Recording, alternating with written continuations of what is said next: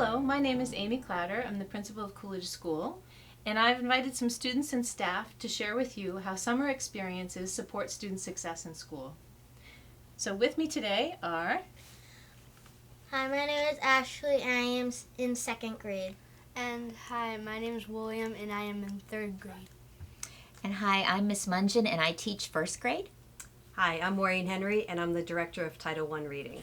So one of the first things that comes to mind when we think about meaningful practice over the summer is reading.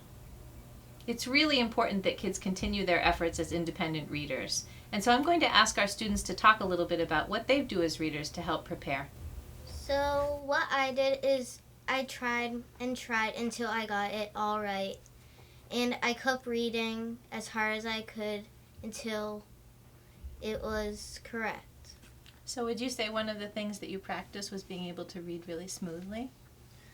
What I did is I tried not to skip lines and I tried to focus on reading.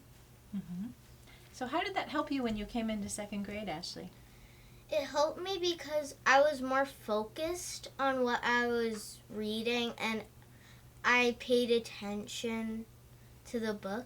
Oh, I bet Miss Hurley was so happy to see that in you. William, talk to us about what you read over the summer and how that helped. So, when I first, the summer started, I wasn't, that really good at reading. So I wanted to start reading in summer, so I kept on reading. And, I didn't have that much time to, play because I had to read, too. And that helped me a lot in class so I can understand the book and what it was telling me. Mm-hmm. And, was there a specific kind of book that you read? well, not really. Was it hard to give up your playtime? Yeah, a little bit. Would you recommend that kids do that? Yes, to progress more. If you want to be a good reader, I think you should give up your playtime a little bit to get in more educational stuff. Excellent.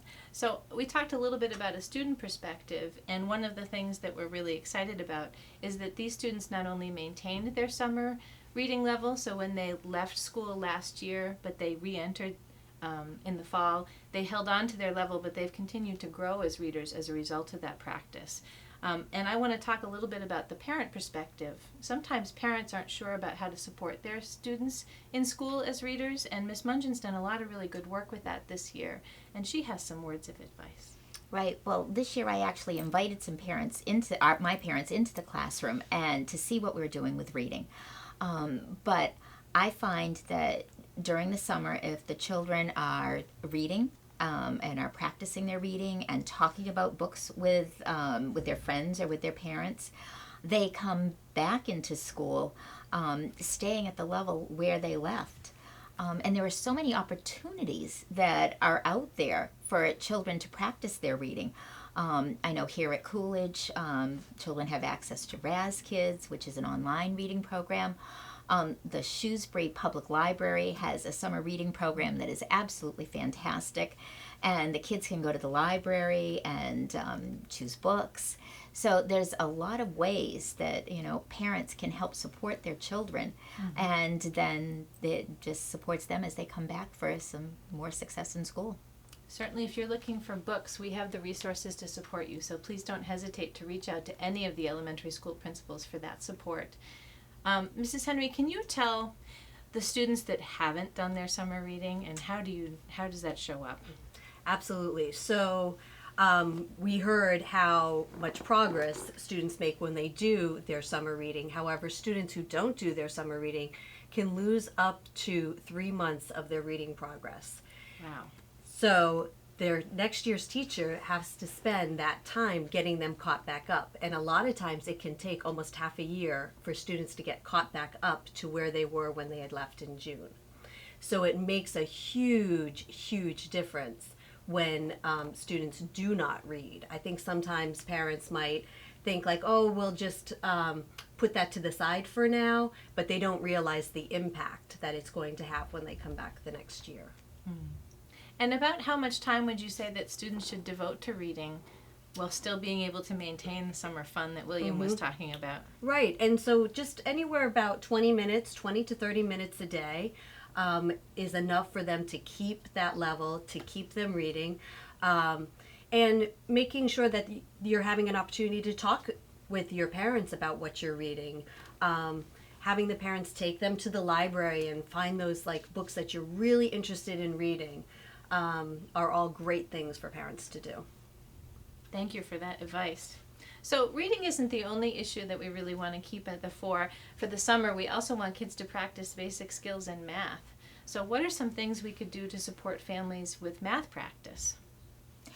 So I'm finding that this year, one of the things that I've asked my class to do, I've signed them up for a program called Splash Math, and it's a free program for the parents and the children to access, and it has all sorts of math concepts on this site that we have been working on. And the summer program that I've signed them up for has a special 8-week program where they will actually be reviewing the skills from this year and will be practicing for the ones coming ahead for next year.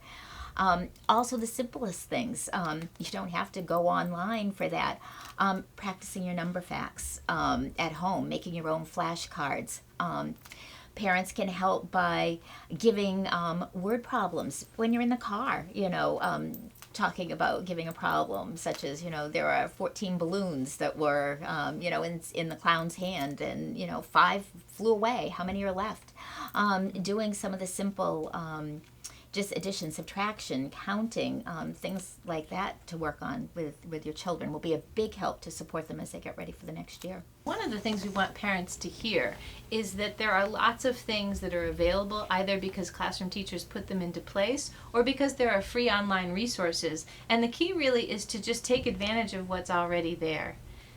William, can you talk a little bit about your experience with your practicing of your math facts? What's worked for you? Well, our class, we use this site called Extra Math, and we do it during class, so it really helps us. And at home you're supposed to do it, so it's part of your homework. And you should always remember to do it, and I try my best to remember so I don't forget. I'm really glad to hear that you know that effort is part of your job. That's really so important because that regular practice will help you remember that over time. Ashley, what's worked for you? Well, my teacher gives us papers with math facts on them, and she passes them out and we do them, and then she gives them back to us after she checks them, and we see if we get them correct or not. So sometimes even an old-fashioned worksheet will help you, and parents can play the role of teacher checking some of that work.